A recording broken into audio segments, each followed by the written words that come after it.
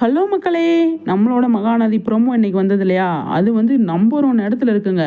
Number 1 இடத்துல இருக்கிறது மட்டும் இல்லாம, அதில நான் ப்ரோமோல வந்த விஷயத்த எல்லாத்தையுமே வந்து கமெண்ட்ஸ்ல வந்து டிஸ்கஸ் பண்ணியிருக்காங்க. முக்கியமா விஷயம் இந்த வீடியோவே அதுக்கு தான். டிஸ்கஸ் பண்ணியிருக்காங்க. என்ன நடந்தது? ஏது நடந்தது? ஏன் இது இப்படி நடந்தது?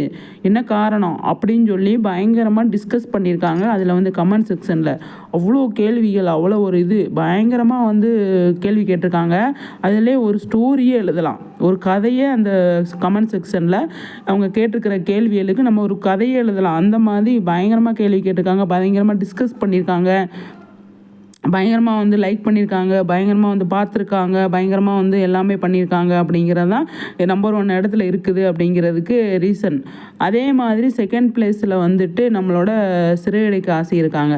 சிறையடிக்க ஆசை எப்போவுமே வந்து அவங்க வந்துடுவாங்க. ஆனால் அடுத்தடுத்து மற்ற சீரியல் பாக்கியலட்சுமி, அப்புறம் பாண்டியன் ஸ்டோர் அந்த மாதிரி வராங்க.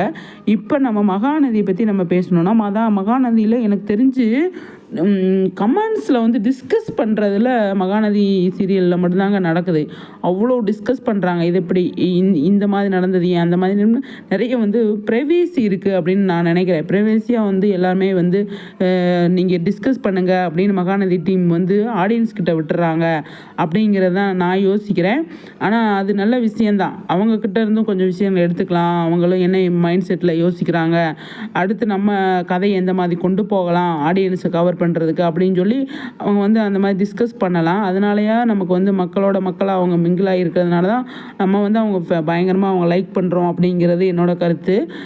மற்ற சீரியலும் இருந்தாலுமே ஆனால் மகாநதியை பொறுத்த அளவுக்கு வந்து ஃபேன்ஸுக்கும் அதில் நடிக்கிற ஆர்டிஸ்ட்டுக்கும் டைரக்டருக்கும் ரைட்டருக்குமே வந்து எல்லாமே வந்து ஒத்து போகிற மாதிரி தான் அவங்க வந்து அட்டாச்சாகி தான் இருப்பாங்க. டிஸ்கஸ் பண்ணுறாங்க இல்லையா?